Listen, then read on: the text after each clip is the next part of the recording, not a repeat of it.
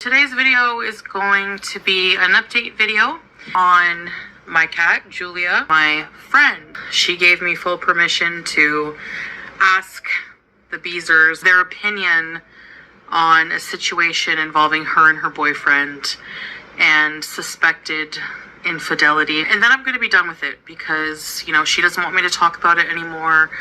Her boyfriend doesn't want me to talk about it anymore. I just want to move on, respect her privacy. Julia had her second set of vaccines today. She actually finished her heat pretty early this morning. And so right on schedule, she was due today, November 6th, for her second rounds of vaccines. After the 8 days is up, she'll be fine to be spayed, finally.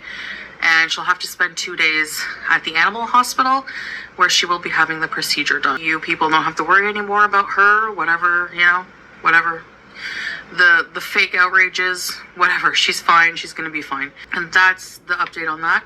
It's the last I'm going to say about it. Well, it's very important to say that my friend and I are very similar in a lot of ways. We have a lot of similar situations, and that's how we ended up bonding over the last year. I know people think I don't have friends. I do have friends.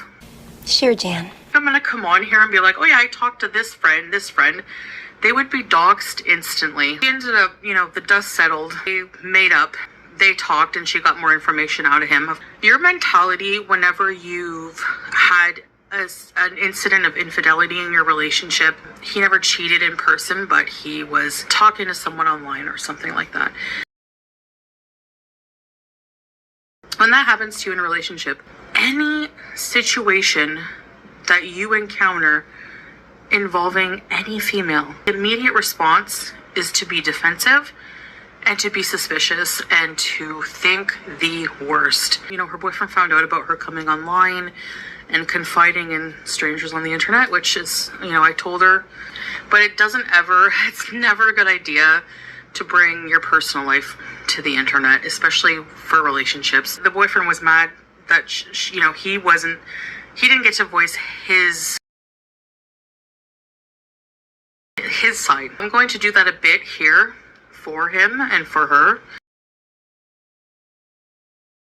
He was very taken aback by her outrage. They were talking 1 minute about plans, they were joking, laughing, and the next minute she was like angry, like almost like throwing things and just screaming and not giving him a chance. He became immediately defensive because she's very suspicious and paranoid person, and he feels suffocated by that sometimes. You know, the trust it's being rebuilt, let's just say.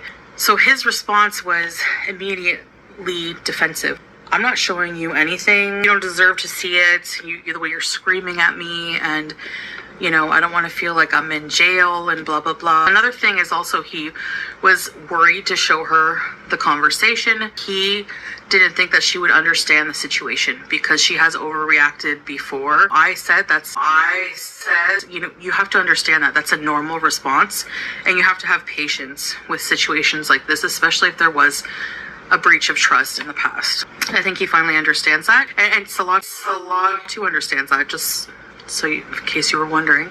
His stance on it: if you want to really regain my trust, give me those passwords. And so he did. He gave her the phone password, he gave her Instagram password, TikTok, all that. But that's, you know, that's not a fail-proof thing. You know, if somebody really wants to cheat or really wants to be, you know, not faithful, there's always a way. And the most important thing in my mind was that he proved that who this woman was in the end. Well, he did delete the conversation.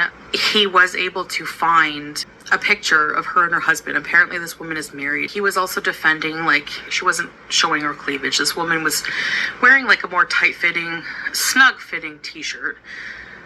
It wasn't like super modest, but it wasn't super revealing.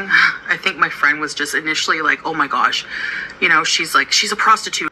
Apparently this woman and her husband were former customers of her boyfriend. That it was just a former co-worker. Has had the same WhatsApp number for over 8 years. He has a lot of customers that would reach out to him. He even showed her like another female customer that she didn't really know about, but it was like an older woman. So yeah, so this woman anyways was married, and he proved that. He proved like her name on the WhatsApp. He matched it up to some sales records he had. You know, thank goodness that saved the day. It's just all fell into place once, like I said, the dust settled and she wasn't as paranoid, and she started to like actually listen, because like she wasn't listening. She was just like attacking, and he became very defensive about that. But I said, you know, it's still sus a little bit. Like what made it sus was the deleting everything at first, you know. His defense to that was that she wouldn't have understood. She would have, you know, just thought the worst anyways. You know, if you see a woman messaging your man on WhatsApp and saying, hi, how are you, or whatever, you're gonna think the worst. So, to save the headache, he deleted it, but then he ended up explaining and showing her that proof that was needed once everyone calmed down and they were not as angry anymore. So that's the update on that. They don't want me to talk about it anymore online because they're worried about being doxxed, even if nobody knows their names. And that's the story on that. Believe it or not, she wants to thank everyone for listening. It means a lot to her. She said her boyfriend, you know, assured her he would never hurt her other than the one incident. Actually, she did say that he did cheat. Then one time he fell asleep and she saw his phone and it was full of women pictures. I'm moving back home. I'm gonna be on my own. I'm gonna be like single, and I'm like we're separating. He's never cheated in person. It's just, like I said, a quick like online thing. Wasn't emotional. Yeah, it still was an infidelity. Like, I'm not excusing it. Yeah, it was somebody she knew too. You just be careful. Like, ladies, you never know like who you can trust in life. I'm telling you. Some people are snakes. So, but that's okay. You can always take out the trash. So anyway, that's the story with that. There's nothing really more left to say, but he should have been forthcoming with her that he has female clients, customers, and he withheld that from her because he knew it was nothing, but at the same time, for her, it would be everything. Thank you guys for listening. And again, that's the end of the chapter for that, unless I have another friend who wants to, you know. I don't have a lot of friends like that, especially not that I hang out with. I have some good friends that I talk to, and I guess I could hang out with them at some point if I wanted to, but I mean, I find like a lot of people just really like to just talk online with each other, or like over WhatsApp or whatever. Thanks for listening, guys, and I'll see you in the future.